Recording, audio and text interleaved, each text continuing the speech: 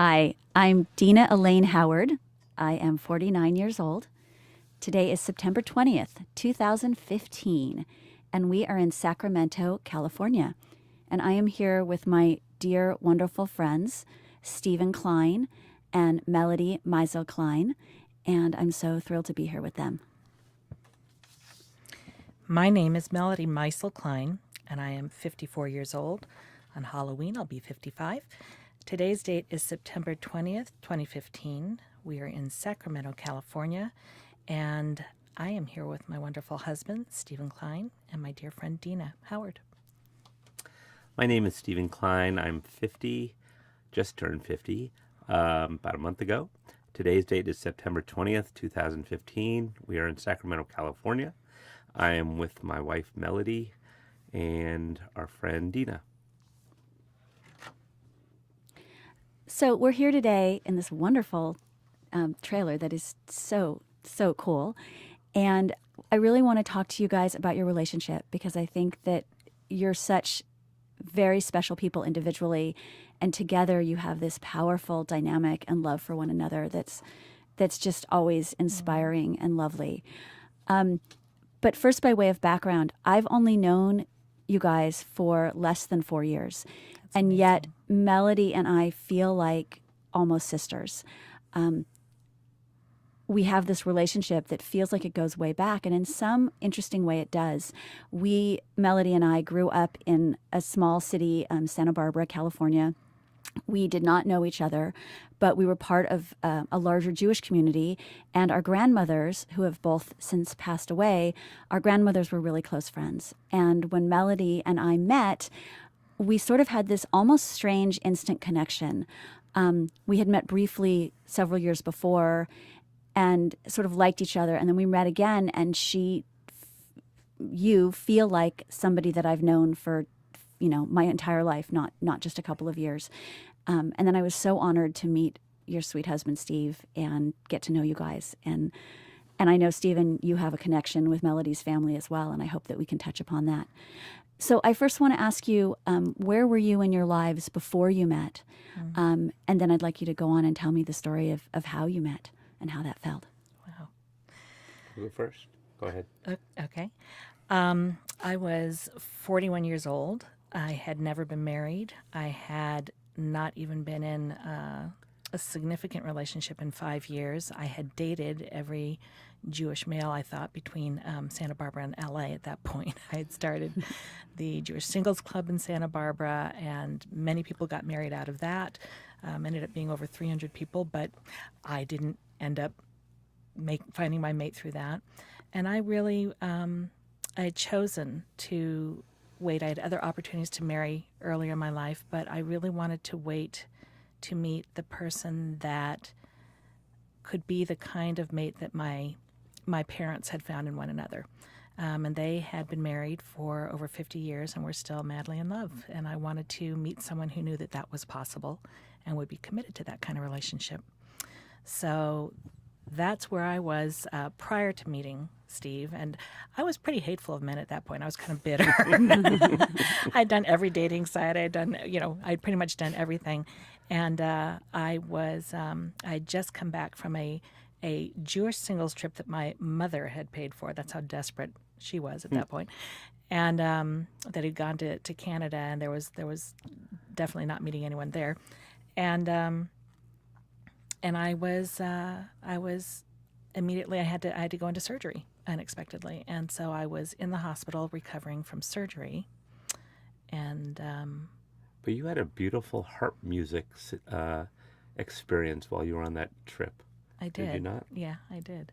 I was that ended up then impacting us later in our relationship. I was in Lake Louise, and there's an amazing glacial lake there, and I was walking along the lake, and I heard this ethereal harp music, and I thought, where could it possibly be coming from? I mean, there was nobody around. There were ducks on the lake. There was this beautiful glacier, the kind of blue that you only see with glacial water, and there was this extraordinary music coming through the forest, and I thought, am I hearing things? It was really otherworldly.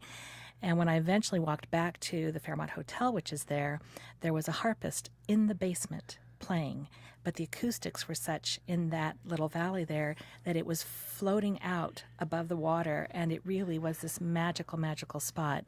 And fast forward a number of years later, when we were going through in vitro, I had bought a CD of her music at that time, and that was the music that we used throughout our whole in vitro process to keep us inspired and hopeful. So, and can I just interject before you talk about where you were before you met? Just that, since this is audio and not visual, Melody, you are just this beautiful woman. Like, Melody is gorgeous. She's beautiful on the outside, and it reflects this amazing, kind heart. So it just feels so funny to me, because I know how badly you wanted to be married and do all that. It seems impossible that you would have been that age and not met someone, because you are the woman that, like, every man would want. Beautiful and kind and sweet and loving. Well, And, apparently that so- wasn't the case, but well, thank no. you. So I think maybe there was some higher purpose, and yeah. Steve got really, really lucky that you weren't snatched up sooner. And likewise, so did I. Yes, absolutely. So, Stephen, where were you? Well, just Before you guys before got that, married. in fact, we often use the Yiddish term besheret, which means, what does that mean? Fated. You're F-A-T-E. As opposed to F-E-T-E. Anyway, The one that you were meant to be with. You're Besheret. Yes. Yeah. yeah. Thinking back, I was in somewhat of a similar place. I was 36, living in Napa. I am a high school teacher, and I had been teaching for 9 years when I took a sabbatical, and interestingly enough, followed a woman to Colorado, where very quickly after we got there, we broke up, and I ended up spending a year in Colorado doing odd jobs, trying to just get away from teaching for a while. And I had started a relationship while I was there that continued when I got home. Wasn't really sure how serious that relationship was. And before I had left for the sabbatical, even though I was working in Napa, I was living closer to Berkeley in the Bay Area. When I came back, I decided that I was going to move back to Napa. I had lived there before, buy a place, and kind of just settle down. In a way, I had given up, like Melody had. I had done all types of dating, speed dating, internet dating, personal ads dating. Matchmaker. Matchmaker, all different types. And even though I was in this relationship, I wasn't really sure how serious it was. In fact, interestingly, I'm trying to wonder now whether I was still in that relationship when I met Melody. If so, that's news to me. That is, yeah, that's interesting. But I had moved back to Napa, bought my first place, and had basically settled in that I was going to live in Napa. I didn't want to live in Napa earlier because I basically had dated the two single women who live in Napa. And so I had kind of, at that point, been a little bit disappointed and disillusioned with the dating situation, and just felt like I was going to be there. I had very close friends, almost family in Napa. I was Uncle Steve to 3 great kids who were the children of one of my colleagues. And I just felt like that was me. I was Uncle Steve, and I was ready to settle in. And so when I met Melody, it was totally unexpected, which sounds so much like a cliche, but it was true in this case. And so tell me how you actually met. Living in different ends of the same state, but not close together. Well, interestingly enough, it is a similar story to you, Dina and Melody, having this background. Growing up, I had been living a few blocks away from another family. I have 2 brothers. There's 3 of us, and I'm the middle child. And we had grown up with this other family who also had 3 boys, and the middle child's name was Danny. And he was a year younger than I, but knew him since 3rd grade, 4th grade, maybe even earlier. knew each other through our synagogue, and again, we were friends. His name was Daniel Meisel. And if you hear a similar name, it's because it turns out that Danny Meisel was a cousin of Melody's. And maybe, Melody, at this point, you could tell how you met Daniel for the first time. Well, you introduced me as Meisel. So our family history, I didn't actually meet Daniel until I was until he came to Santa Barbara for college, where I was living. I'd grown up in Santa Barbara. So Steve had grown up with Daniel, knowing him as Danny Meisel. Our family was Meisel in Santa Barbara. And when Daniel moved to Santa Barbara, we met, not knowing that we had ever lived in the same state, been cousins, and we were connected because our great-grandfathers were brothers. And my great-grandfather stayed in Pennsylvania, where we retained the German Meisel pronunciation, but his whole side of the family had moved to Atlanta, Georgia, and they were the Meisels.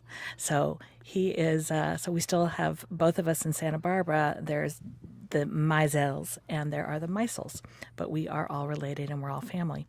So what happened was I was in the hospital recuperating from surgery when Daniel's mother had her 70th birthday party in Berkeley, and I was unable to attend.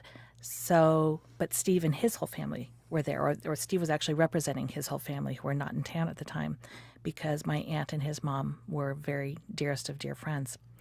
And are still to this day. Yep. And my brother, my youngest brother, again, there are three of us, and my baby brother was in medical school in San Francisco, and he and his wife went to the party to represent our family. And they met Steve, and after about 3 minutes of talking to him, my brother said, "I think you need to meet my sister." And and for me, it was kind of, yeah, okay, whatever. Okay. Because at that point, I was like not really that interested. But he was a great guy. He sang a song, and I've learned later that he is not only a doctor, but a musician and plays a lot of music for children and for healing. And he and his wife were delightful, so we started talking. And at one point, Dan Meisel came up, and Ben had said, or he had seen, what are you doing? Are you setting Steve up with Melody? And Ben said, yeah, what do you think? And Dan said, I don't know if Steve's good enough for Melody. Dan was very much protective of Melody. They were very close. Can you add to that? And I think the story goes that you said, wait, I think you're thinking of my brother. Well, initially I thought, I was surprised, taken aback by that. And I don't remember, it felt like I had just seen Dan, but it may have been several years. And I felt like he was thinking about my younger brother, who was quite the woman's lady and womanizer, and breaks hearts right and left, and Be fair, not anymore. He's happily married. That's true, but okay. He's a frat boy, and I'm totally opposite to that. And so I said, Dan, you must be thinking about Mike, not me. And as I heard the story, Steve threw down the gauntlet and said, well, give me your contact information. I'm going to call her. And yeah, no one tells me no. One of the things we love about you, Steve. So bottom line was that he took my information, but my brother forewarned him, don't call her for at least 3 weeks. She's just had major surgery. And so eventually I got an email saying, sort of introducing himself. And my brother had made some mention of, he thought that you might be GU, and in the dating terminology of the time, GU meant geographically undesirable. And I thought, well, the heck with him. I had dated so many guys from LA who kept saying I was GU. I wasn't going to go through that again. And I was in Santa Barbara, he was in Napa, and I thought, well, I'm worth a drive. Forget about him. I thought I'll introduce him to a friend I have in Northern California. You left out the cute part that Ben and Laura had written your information on a styrofoam cup. From the party. And what happened with the cup? We're still looking for it, but it's there somewhere. We know it's around somewhere because Steve held on to it. Absolutely. So it's somewhere with all of our wedding memorabilia. So So what happened that first conversation? Oh. Was it email or was it a call? No. So what happened was you sent that email. I wrote back kind of like blowing you off and like I'll introduce you to somebody else. And then you wrote back and I didn't respond for a while. And I eventually wrote back and said, but kind of in a funny voice in writing, I'm so sorry I did write back. I have a bad cold if I doze. So I had written back, actually you're out of order. You're out of order. Uh-oh. No, you just forgot that I wrote back saying, was it something I said? Yeah, that's right. In terms of not sure why she hadn't written back. And again, we hadn't really exchanged any depth in our emails. It was just mostly, who are you? What are you doing? No, we're both forgetting. See, this is what happens when you wait 13 years to tell the story. So he had sent the email. Thanksgiving happened in between. And it turns out that his family was having Thanksgiving with Daniel's family in Berkeley. And so Steve sort of grilled Daniel, so is she really all that? Is she worth pursuing? She kind of didn't write back to me. And Daniel came back and met with me and said, are you sure you really want to meet him? I'd always thought of you, meeting somebody more professional and being with. And I said, he's a teacher. Are you kidding me? He's my hero. He's a teacher. How much better could he be? So following that. In some ways, I don't know if it was at this point or later, but Danny, and there's another story why we call him Danny and you call him Daniel. Too many stories. We're never going to get there. But he had actually maybe was still fixated on my little brother and fixated on I might be turned off physically from Melody because Melody was zoftig, he said. Was very curvy and was wondering, if that would be a problem. So he had said, Steve, Melody is, she's a big woman. But that was, it didn't bother, it didn't really affect it at all. And I didn't know that part of the story either. Yeah. And she's not a big woman. She's curvy. And it's interesting that the pictures, at some point we sent pictures. Yeah. Just face pictures. And I could still see the picture Melody sent. It actually didn't look like her, which was interesting. But it was cute. She had a hat on, very chic. It was a portrait a friend had taken for my 40th birthday. And he had sent a picture which didn't do him any justice. So it wasn't like we were attracted to each other. What was the picture of me that I sent? It was you standing next to a trolley car in San Francisco, and your pants were like waiters. And to be honest, I think I cropped out the girlfriend I was with at the time. That's probably a good idea. Anyhow, eventually, he said, "Let's have a phone call," and I said, "Well, I was very busy at the time. I had been running my own business for many years, representing artists in the film industry, and I was on the move all the time, and I was then also training bar and bat mitzvah students. So I had about an hour free on this one day, and I said, well, this 1 hour is free. And he said, okay, fine, I'll give you a call then. And sure enough, the next morning, phone rang at exactly 9 o'clock. And the only time I've been on time in this relationship. For either of us, I've been on time. And the phone rang, and he didn't announce who he was. All he said was, hey, you, and started laughing. And I heard his voice, and that was it. He had this beautiful resonant voice, and I started laughing, and I knew exactly who it was. And we had this immediate connection on the phone, talked for 15 minutes, and said we both had, he had a date that night, and I had other plans. And so we agreed to get together on the phone again later that night, which we ended up being on the phone for about 4 hours later that night. And at the end of the phone call, he said, well, I think we should get together. And I said, oh, yeah. Can I interrupt before you go on? Okay. Didn't we exchange really meaningful emails before then? Yes, we did.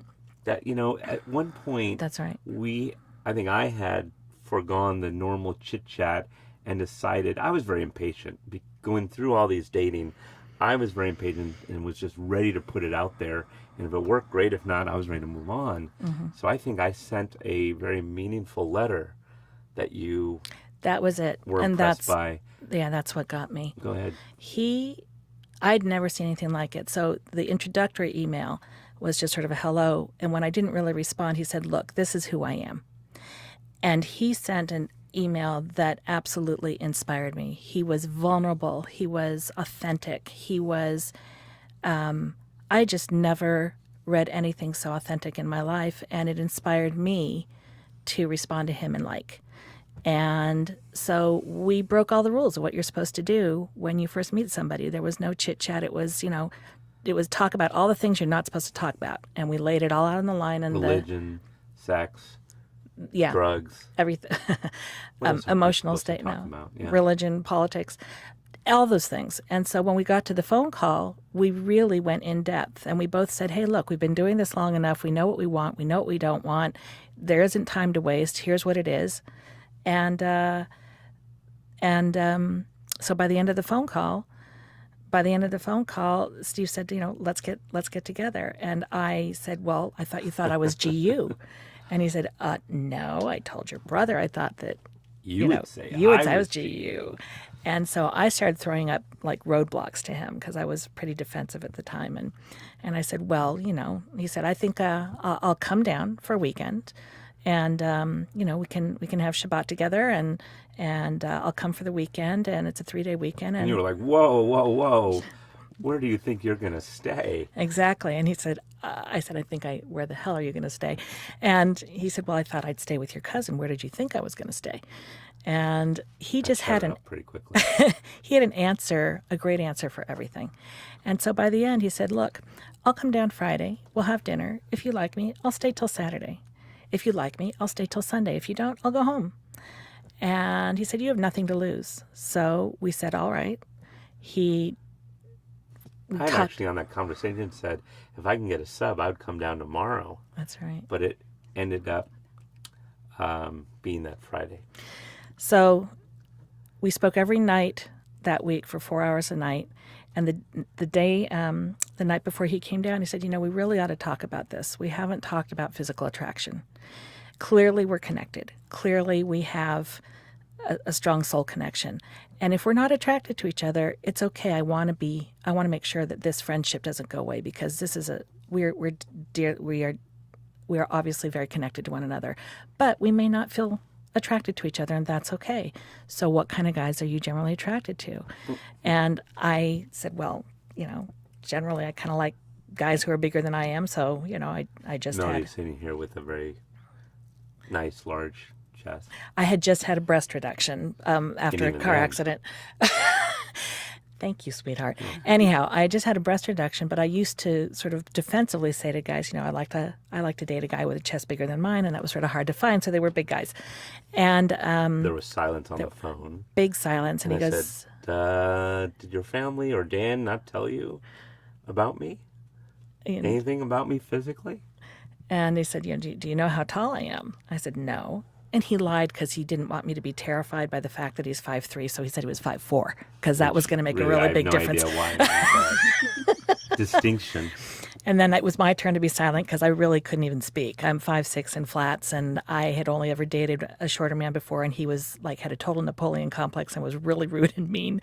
And I just sort of went, oh, wow, well, okay. And I'm thinking, here we go again, because I've had these calls where I've had good connections, and as soon as I met the women, they're like, "Oh, you're very short." I joined a dating club that was expensive, and I did not get one date out of it. And then the organizer said, "I just can't find any Jewish women who would go out with a shorter guy," which I thought he was making quite an assumption. So I was used to this, but I guess that was one of the reasons I put it out there very quickly. So again, showing just how he's just so brave and willing to be vulnerable. So he said, well, I've dated women who are little people to, a blonde who's 6 foot tall and 200 pounds. So, I'm just not really attracted to tall, blonde, skinny women. I said, well, then you should be happy because I'm certainly not blonde or skinny. So he ended up coming for dinner. Driving all the way down, and my cousin Daniel chaperoned us. I wanted a chaperone. I was pretty traditional at that point. So I met Dan at his apartment or his place where he was living. And he called. Interestingly enough, go ahead. I called you an hour before I was going to get there just to give you kind of a heads up where I was. So tell me about your first date. But before you get there, this is the first kind of date. the first Oh, okay. date. I don't know what came over me, how either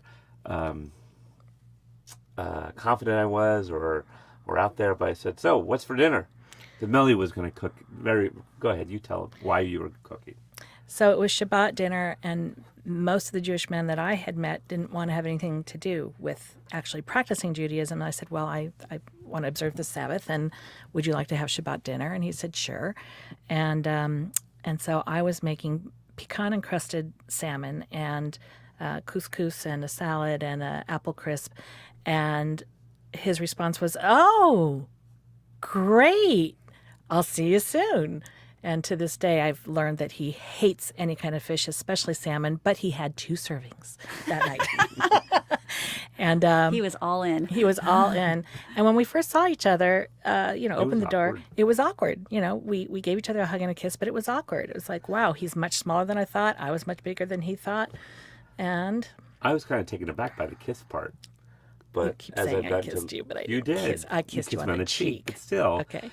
I've grown to see how Melly is a very affectionate person, and most people she meets, she often hugs and gives kisses to. So I know we need to sort of move along, but basically this really was the first date, this whole process, because long story short, we were engaged 3 months later and married 5 months later. And if there's time, it'd be fun to sort of talk how we got there. Well, I know that you guys had something very special that you would say years into your marriage. You're telling me this morning. Can you talk a little bit about the honeymoon years and being newlyweds? Well, yeah. Do you want to talk about that, or can we fill in a couple gaps between Absolutely. Yeah. that? So after that weekend, we It was clear. yeah, it was clear. It was clear to both of us. What was one of the things that I did? I don't know why I did this, but I'm a musician and a trombone player, and sadly enough, George Harrison had just died that weekend, and so I had brought down my trombone. I didn't know if Melly was a Beatles fan or not, but I brought down some Beatles music. And it was pouring rain outside. And so at one point I went out and got my trombone to bring it back inside and decided I would play and serenade Melly with some Beatles music. On a trombone. And of course, part of the trombone, part of playing is you're blowing and spit accumulates and you have to get rid of that spit. So I had asked Melly for a garbage basket.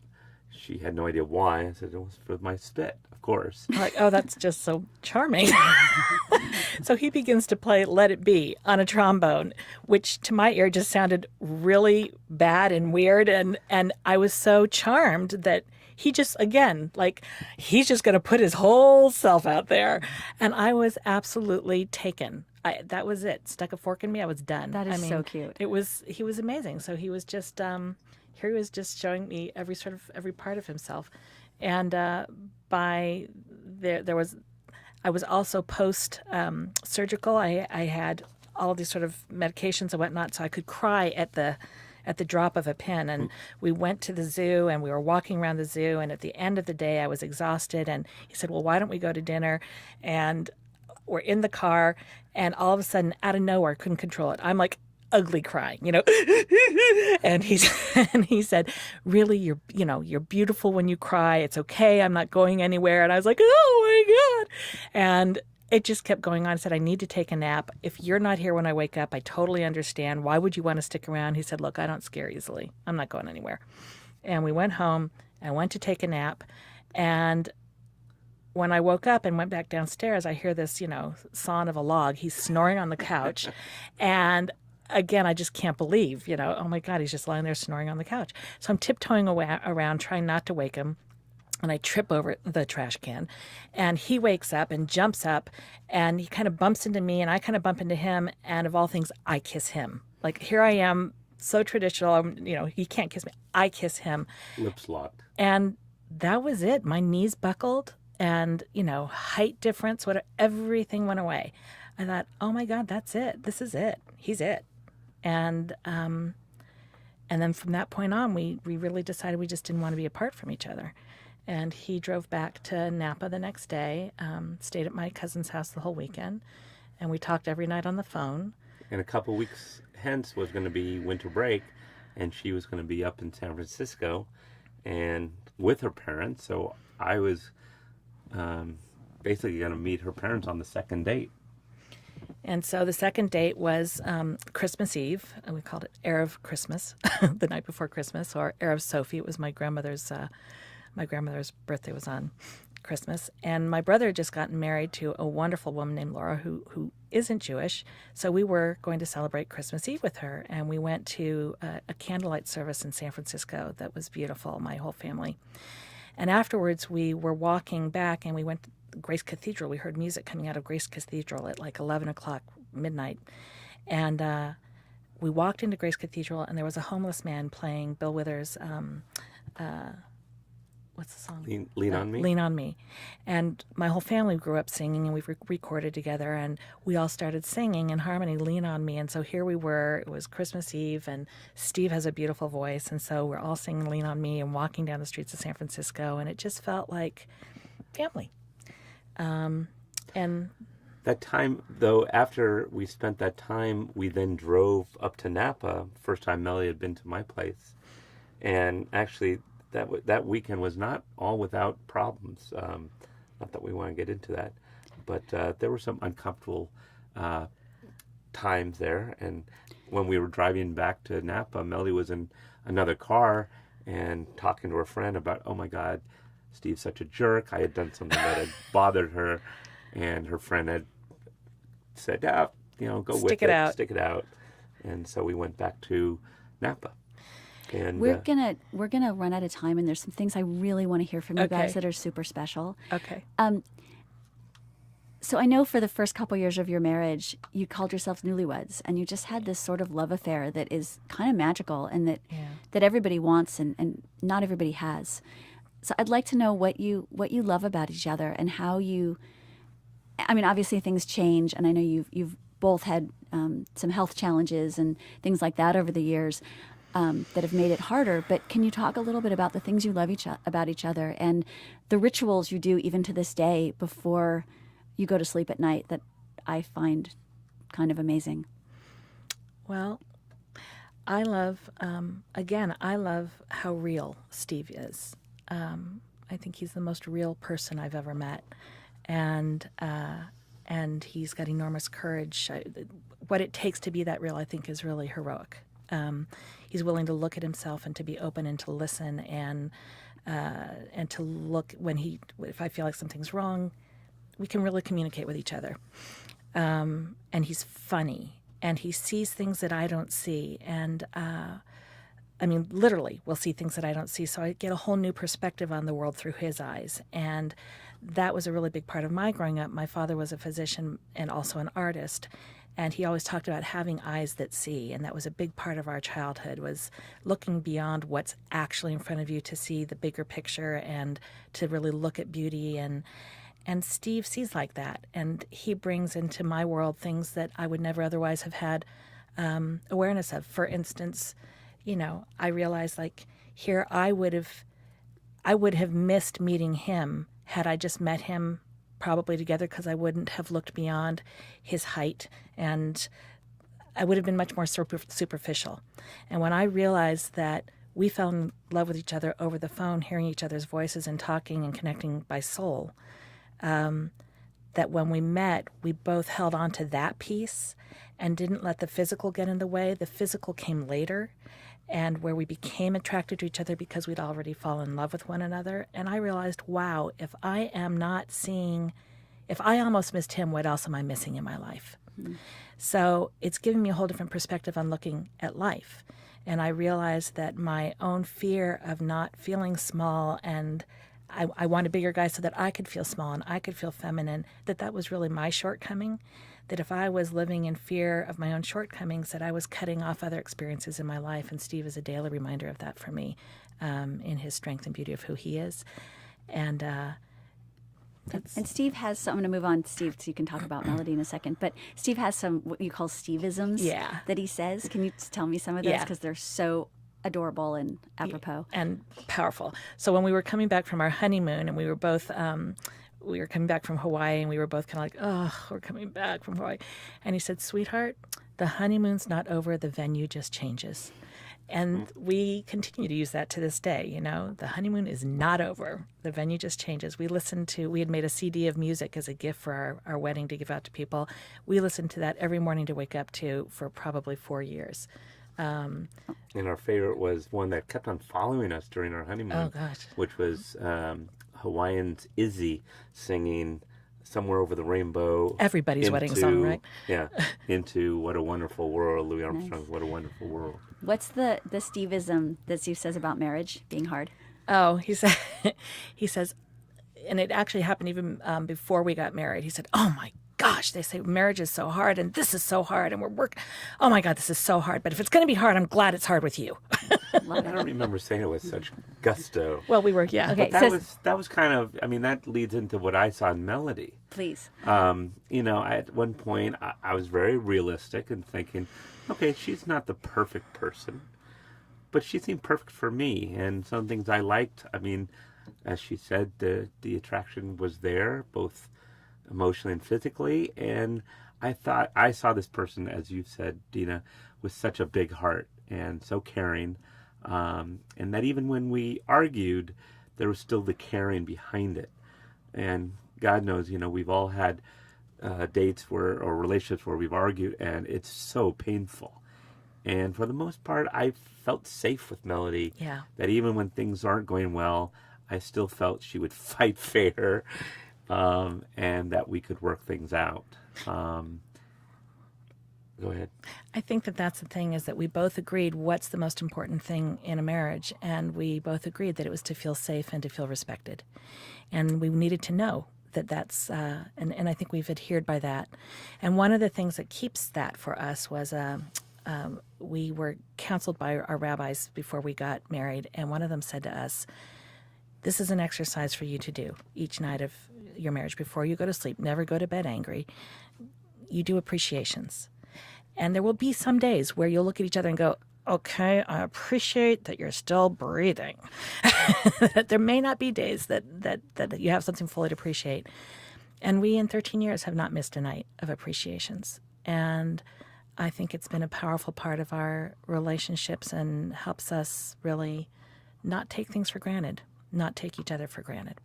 And I think we both see that in our parents. Melody alluded to her parents being married over 50 years, so have mine. At this point, my parents have been married 55 years, and Melody's parents have been married 58 years, and they both still love each other, even through the tons of problems they have. And Parkinson's and Alzheimer's. And they have tons of problems, but they're still together.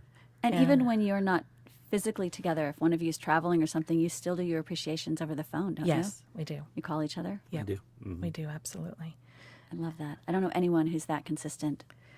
I really credit Steve with that there have been Really? times when I had a lot of travel in my business, but he really, his consistency has taught me consistency, and it's just another area where, you know, I love that I learned from him. Does it have to be a new thing every night, or is it No. sometimes the same? Well, actually, and sometimes you don't get appreciated for what you might want to be appreciated for. And I felt myself at one point sort of becoming resentful. And I thought, well, that's really silly. If I'm feeling that way, he might be feeling the same way too. So I started to ask, well, is there something you want to be appreciated for that you haven't been appreciated for? Mm-hmm. And so we ask each other that now too. And I think for me, it's been a way to get to know him better, that I didn't realize I was taking for granted things that he wanted to be appreciated for. And likewise, he was doing the same. So, you know, I put a lot of thought and love into what I cook for a meal every night, and I love it. I wait to know whether he loved it or not. And so we've learned to appreciate the things in one another that we also want and need to be appreciated for. And that feeds you in a both relationship. so inspiring. What do you want to say to each other? I feel very lucky. I still feel very lucky, and I respect and love and admire you, and you are my hero. And I hope we have many more years to celebrate that. Yeah.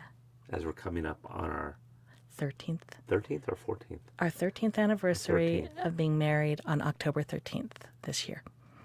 Yeah. Well, happy anniversary. I Thank love you you. both. We Thank love you you, So glad you're Dina. my friends. Thank you so much. Thank you for doing this with us. It's incredibly special to have you ask the questions.